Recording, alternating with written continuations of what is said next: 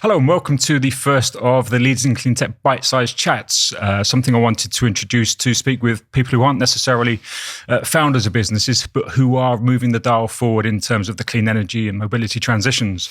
So I'm delighted for this first episode to welcome a good friend of mine, Collier, who's been around the block in solar in a very positive way and is now the founder of Solar Crowd, really helping the UK solar industry in particular to move forward. So Sean, good to see you again. It's been a little while. David, thanks a lot. Yeah, round the block sounds a bit harsh, but we'll start with that. In a positive way, yeah. But it's normally into solar that we end up catching up at, ironically, even though we're obviously both based in the UK and in the north of the UK at that. Yeah.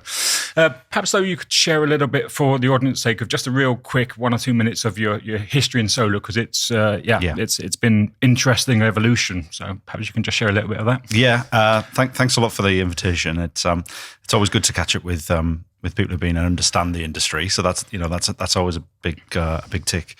I think, I've been in the industry for about 17 years now in various roles, from solar installer to distributor, then manufacturers and various corporates. So I've seen it at many levels really. And obviously you and I have gone back a long time when you had a solar installer as well. Yeah. And the market's changed probably 4 or 5 times in various ways since then.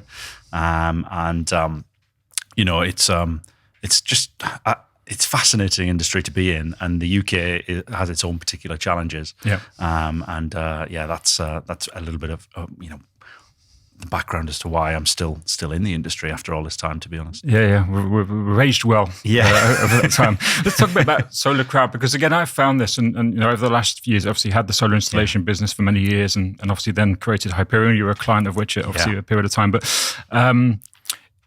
there is a momentum now again. It never went away. Yeah. But there was perhaps a lull or where things weren't entirely super fast moving within solar for a period of time. And that's really changed again, hasn't it? So that's the exciting thing, is that a combination of factors with energy prices and the cost of products coming down, etc., is kind of created a bit of a perfect storm. So is that a little bit why you created, because you left recently your role at high level role within a hardware company? Yeah. What led you to make that choice?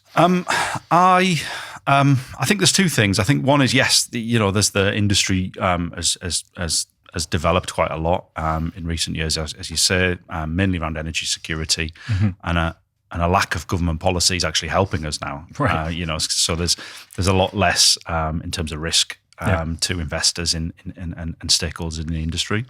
For me, on my personal journey and all of that, I learned a lot about corporate life. I learned a lot about solar from the kind of the root origin, and it was just a really fascinating place to be. It's a clean tech industry. There's a lot of the audience that you have. We all share similar values. We want to do better for the, in the wider sense, better for the planet and use the resources that we have.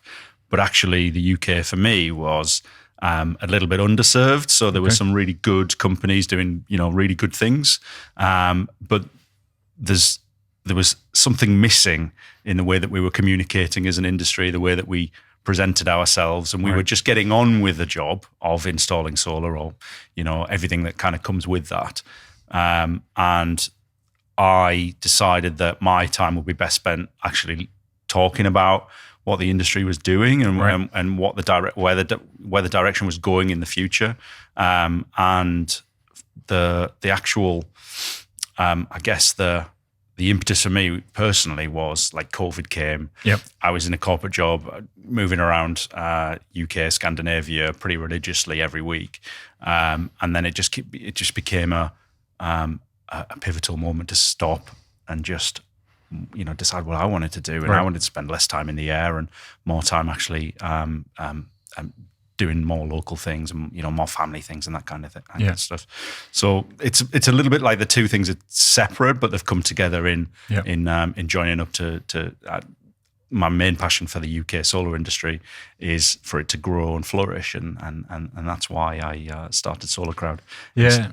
It's great timing, and one of the things that we've found is that that pandemic, as much as it was awful in any number of ways, so many people have taken that opportunity, or it's led so many people to look at their lives as a whole in a more holistic way. Totally. Yeah. And actually understand what your passions are. And sometimes that's corporate life, and it can still be, but actually for a lot of people, it's actually now a more nuanced experience or nuanced background.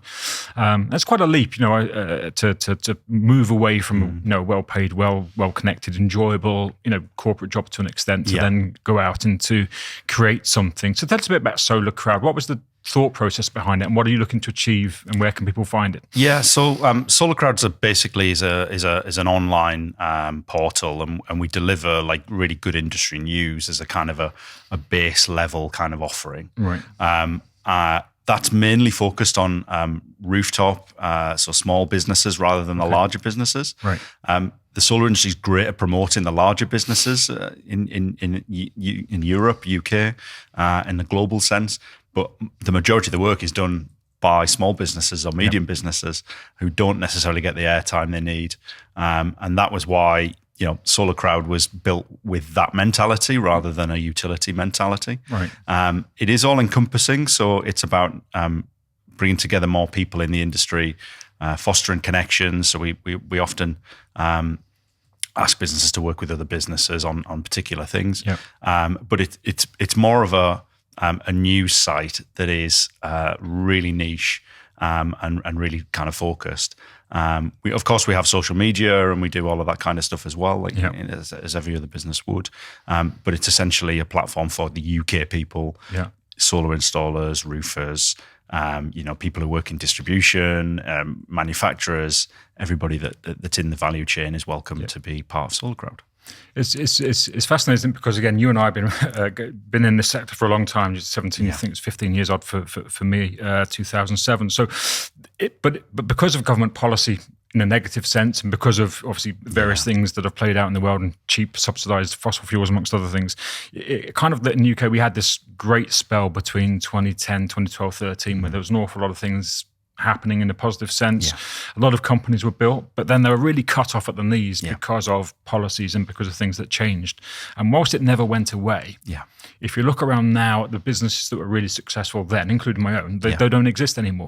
So it's almost like we're not, to some extent, it seems outside, I think, to people who think, well, actually installation of solar could be interesting, or heat pumps or some of these clean technologies, and feel that maybe they're having to start from scratch, whereas there are, which you're pointing to clearly, lots of experienced people who can share some wisdom, some advice, and been there before, information, and that really helps any founder to be able to know that actually you're not necessarily the pioneer, that there are people you can go to, there are places you can go to read and to absorb some information that's really going to help them.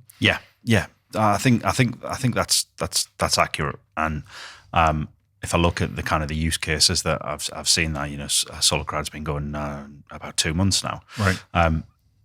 The use cases are limited in that respect, but some of the contact we've had is from new installers, new investors perhaps, that are a little bit skeptical about the way that the industry may be. There's still this hangover from feed-in tariffs and this notion of solar in the UK is dead. Yes, it did flatline, like you say, and that wealth of knowledge is still there. Lots of people moved out the industry for sure, and we can't blame any one, two particular companies for doing that.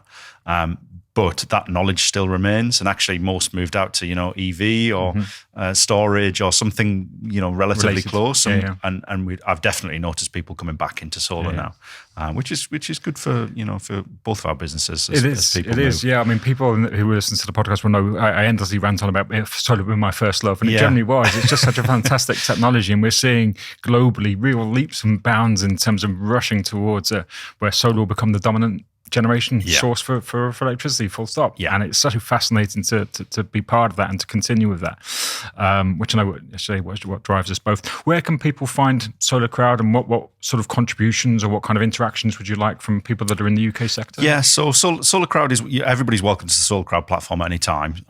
It's solarcrowd.co.uk. What I would say is it doesn't matter whether you're at the beginning of solar journey or you're a seasoned pro with a lack of time really at the moment. Just give us a follow. Get get up to speed with what we're doing, see the kind of articles that we're publishing. Yeah. We cover a cross section of really interesting case studies that's happening, people movements in the industry, training courses, and pretty much everything in between, really. Around funders or certain policy pieces. Yeah. So I would say just jump on the website. If you want to contact me directly, you can do it through the website. I'm very active on LinkedIn, as active as I can be. That's a place that I live and breathe. So come and find me on there. Cool. Yeah, no, I think there's so much of that, and I know I owe you a blog around. There's so many people who now want to get into the industry, and again, like it's almost the second time round, and still don't know where to go. But there are resources, there are places to go where they can get this information. So, really delighted to see you still in the game, and playing your part in, various different guises, the next evolution for you and your family to obviously have more of you at home, but equally to still be playing your part in the energy transition. So glad you could come and make it and pop in quickly to tell us what it's all about. And for everybody else, do log on to the Solar Crowd website. Do connect with Sean on LinkedIn. Great guy, doing some great things. And if you are passionate about solar, let's keep the noise up. Let's keep the momentum up. Let's keep supporting each other. Hope you enjoyed the episode.